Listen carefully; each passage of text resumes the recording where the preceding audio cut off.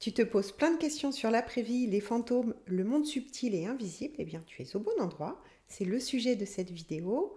On se retrouve juste après la musique. À tout de suite.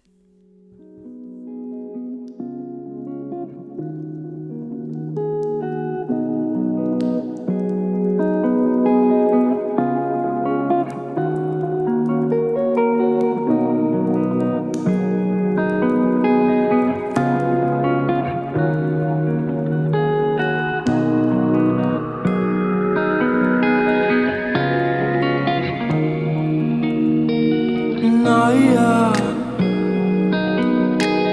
Naya, bonita, babe.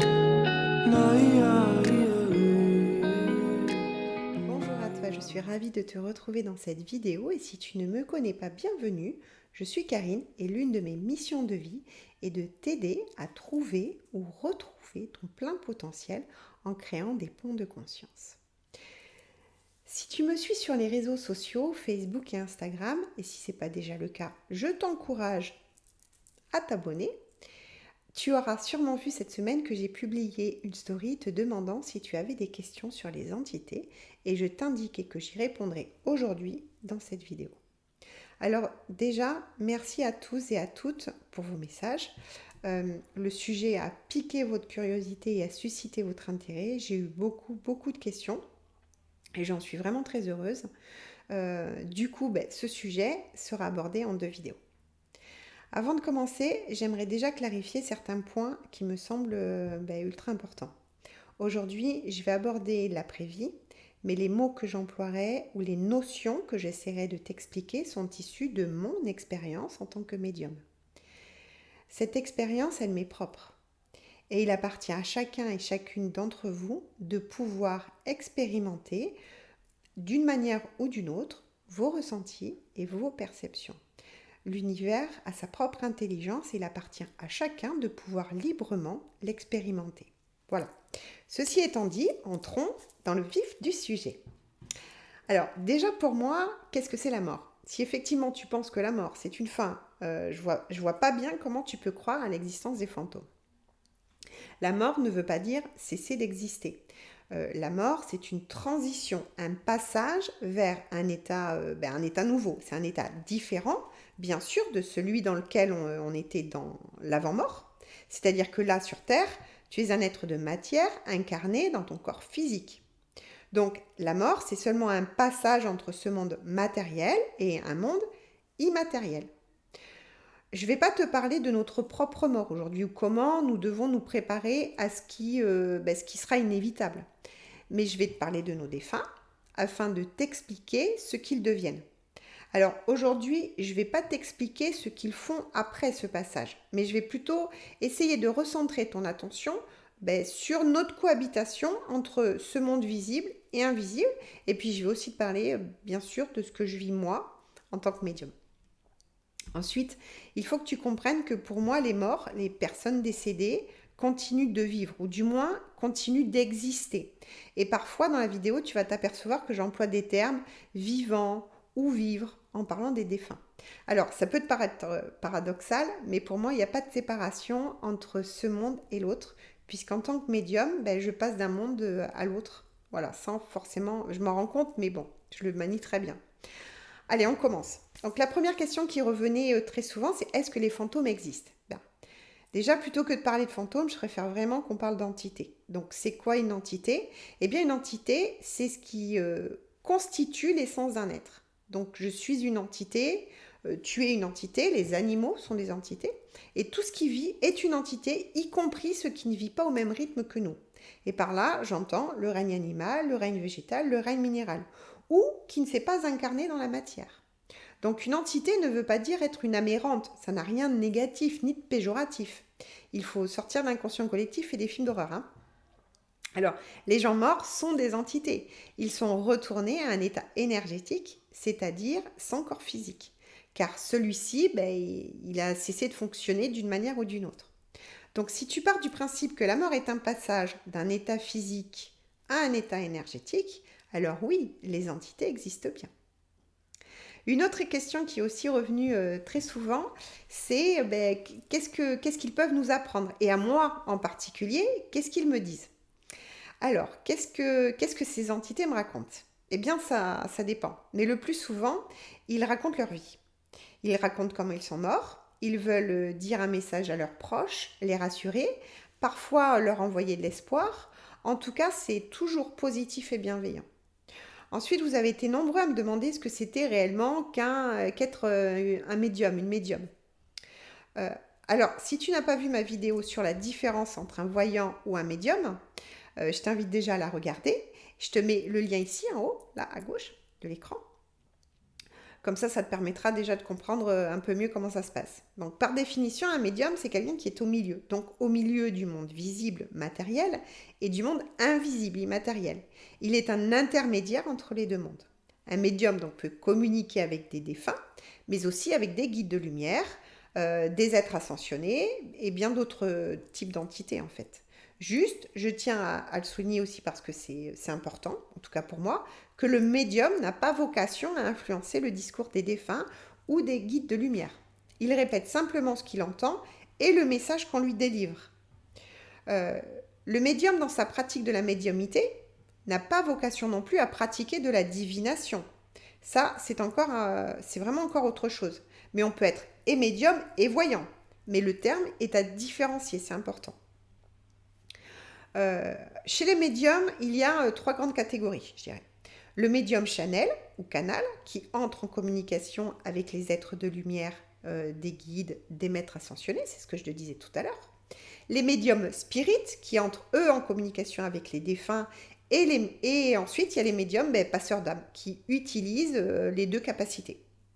Alors, je ne dis pas qu'un médium est forcément soit l'un, soit l'autre, ça peut être le cas, mais le plus souvent, un médium qui, en plus, a l'habitude de travailler ses capacités, a fait un travail en profondeur sur lui, il est en capacité d'être et médium spirit et médium canal. Cependant, il arrivera sans doute à maîtriser davantage une discipline plutôt qu'une autre. Tous les médiums ne font donc pas la même chose et heureusement, on a des spécialités qui sont en lien avec notre propre chemin de vie, notre mission, notre propre sensibilité. Donc certains médiums, par contre, font des communications spirites exclusivement, c'est-à-dire qu'ils entrent en communication avec les défunts dans la majeure partie de leur temps, pour des accompagnements au deuil, par exemple, ou délivrer des messages des personnes disparues à la personne qui vient le consulter.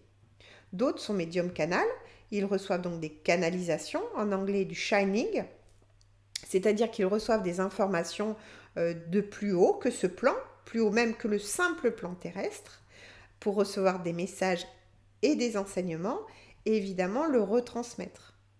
Et d'autres sont médiums passeurs d'âme, ce sont des personnes qui accompagnent et assistent les âmes lorsqu'elles effectuent une transition vibratoire importante, donc soit la mort, soit le passage de lumière lorsqu'il ne s'est pas fait au moment du décès. Et pour différentes raisons d'ailleurs. En général, le passeur d'âme se consacre aussi au nettoyage des lieux, des objets, parfois même des personnes. Et ensuite, il y a différents types de communication médiumnique, passant par la clairvoyance, la clairaudience, la clairsentience, même la clairconnaissance par exemple. Il existe donc des médiums parlants, des médiums écrivains, des médiums qui peignent, des médiums qui chantent. On peut laisser tout ou partie de nos corps pour laisser l'entité s'exprimer à travers nous. Et là, il s'agit de médiums à incorporation. Enfin, tu auras compris, il existe tout un tas de communications possibles avec le monde invisible. Alors, en ce qui me concerne, je suis médium, canal, passeuse d'âme, c'est-à-dire que je reçois des messages des défunts parfois, mais plus généralement de vos guides de lumière, des maîtres ascensionnés, et des divinités parfois aussi, et de la source. Lorsque je parle au défunt, c'est pour lui faire traverser la lumière, donc cela peut être lors de nettoyage de lieux, d'objets et même d'accrochage sur personne. D'ailleurs, quand une entité se présente à moi, en général, il vient à moi pour cela. J'ai libéré des âmes dans différents endroits, dans des maisons, dans des châteaux, des forêts, des anciens monastères. Certains est accrochés à des personnes, d'autres à des lieux. Donc comme je suis que médium canal, je ne fais pas vraiment de communication avec vos défunts lors de mes consultations de guidance. La plupart du temps en guidance ou lors des thérapies d'accompagnement avec mes clientes, je délivre des messages, des guides ou de maîtres ascensionnés. Et on travaille en conscience sur différents points qui sont bloquants dans cette vie, par exemple. Mais je peux aussi avoir un message d'un de vos disparus, c'est pas exclu. Même plusieurs jours après une consultation, par exemple. Et vous adressez un SMS un matin, au fait, ta maman vient de passer dans ma salle de bain pour me dire telle ou telle chose. Alors, je sais que ça peut paraître étrange, mais pour le vivre au quotidien, j'ai vraiment dépassé le stade où je remets en doute ma clairaudience. Ensuite, sache que là, l'exemple que je te donne, il est bien réel. Mais pour autant, cela n'arrive pas chaque jour, chaque matin, chaque minute, chaque seconde. Là, ma consultante vivait quelque chose de particulièrement éprouvant émotionnellement. Je ne le savais pas puisque l'événement était survenu plusieurs mois après sa première consultation. Et sa maman, qui était décédée 3 ou 4 ans auparavant, avait donc un message urgent concernant la situation qu'elle était en train de vivre. Et c'est ce que j'ai fait. Je lui ai transmis, bien sûr. Donc comme je suis médium passeuse d'âme, tiens d'ailleurs je ferai une vidéo uniquement sur le sujet si cela t'intéresse, mets-le-moi en commentaire. Donc souvent les entités viennent à moi pour que je puisse les guider vers le passage de lumière. Car oui, certains se perdent, certains ne suivent pas le passage de lumière pour de multiples raisons, comme par exemple un deuil qu'un vivant ne réussit pas à faire. Cela retient le défunt et du coup il reste près des personnes qu'il a connues sur ce plan terrestre. Seulement, ce n'est pas lui rendre service, car il doit nécessairement continuer son voyage et son expérience en empruntant ce chemin de lumière. Et ce n'est pas non plus te rendre service que de rester dans cette émotion de deuil trop longtemps. D'autres également ne savent pas qu'ils sont décédés et continuent de vivre comme s'ils étaient encore vivants. Donc ceci, ça peut arriver lors des décès dans un coma, des décès suite à un choc accidentel par exemple. Alors, entends bien ce que j'ai dit. J'ai dit que cela pouvait arriver. J'ai pas dit que c'était le cas lors de chaque décès, dans ces circonstances. On est d'accord. Et puis, certains ne veulent tout simplement pas quitter le monde terrestre également, car ils estiment qu'ils n'ont pas fini de vivre, ou qu'ils ont besoin encore de temps pour assouvir une vengeance, ou comprendre comment ils sont décédés. Bref, tu l'auras compris, il y a une multitude de raisons pour qu'un défunt n'emprunte pas le chemin de lumière. Eh bien, les passeurs d'âme, ils servent à ça, à récupérer les âmes perdues et à négocier avec eux afin qu'ils puissent suivre la lumière et continuer le chemin. Mais l'entité qui a trouvé le passage de lumière et qui a continué son chemin, selon où il en est dans son voyage de l'après-vie, peut aussi redescendre près de nous lorsqu'on l'appelle et qu'on lui pose une question ou que l'on a besoin de son soutien. Alors je voudrais maintenant t'expliquer cette notion avec les différents chemins que peut emprunter une entité dans l'après-vie. Donc là, il faut que tu comprennes que je vais te parler uniquement du monde subtil, du monde invisible. Alors le premier, je l'appelle le monde du haut. Ce sont donc les entités qui trouvent la lumière, qui continuent le chemin. Ce sont la grande majorité des êtres désincarnés et heureusement, ils trouvent la lumière simplement parce qu'ils lâchent prise et qu'ils ont fini leur cycle d'apprentissage dans cette vie. Ce sont eux qui peuvent redescendre pour nous donner leurs nouvelles, nous rassurer ou nous apporter leur soutien. Ensuite, il y a ceux qui ne trouvent pas la lumière et qui vont rester dans un endroit, ce dont je te parlais tout à l'heure, coincés entre le monde visible et le monde invisible. Et ça, j'appelle ça le monde du milieu. Ce sont eux qui entrent en contact avec moi pour le passage d'âme. Et c'est également ceux-là qui font l'objet de chasse aux fantômes, qui hantent certains lieux, qui peuvent déplacer des objets, etc. Mais ça, j'y reviendrai la semaine prochaine dans la deuxième partie. Enfin, il y a ceux qui sont tellement égarés, perdus, tellement abreuvés d'égrégores négatifs, c'est pareil, je t'en parlerai également la semaine prochaine, ou qui se sont laissés également entraîner, influencés par d'autres entités négatives, qu'ils restent coincés dans ce que j'appelle le monde du bas.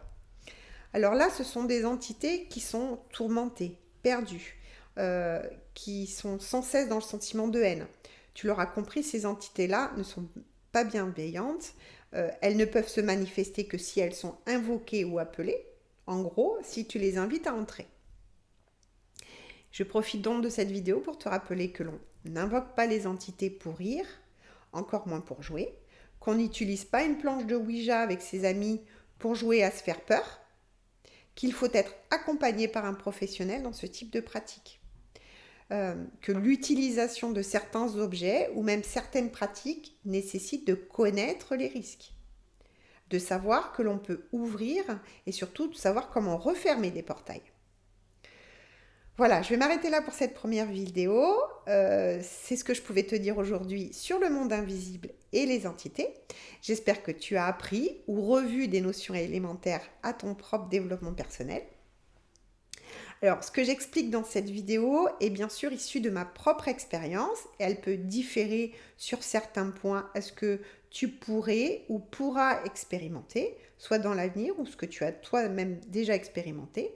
Encore une fois, mieux que des longs discours, il appartient à chacun de vivre sa propre expérience vers son chemin de conscience. Je t'invite à me laisser des commentaires si tu le souhaites et à mettre un peu plus de conscience dans ta vie chaque jour si tu veux bien sûr entrer en contact avec moi. Je t'invite à me suivre sur les réseaux sociaux, sur Facebook et Instagram et à m'adresser un message sur Messenger par exemple ou tout simplement par mail. Tu as toutes mes coordonnées dans la description en bas de cette vidéo. Écoute, on va se retrouver la semaine prochaine en vidéo pour la deuxième partie. En attendant, prends soin de toi et à tout bientôt.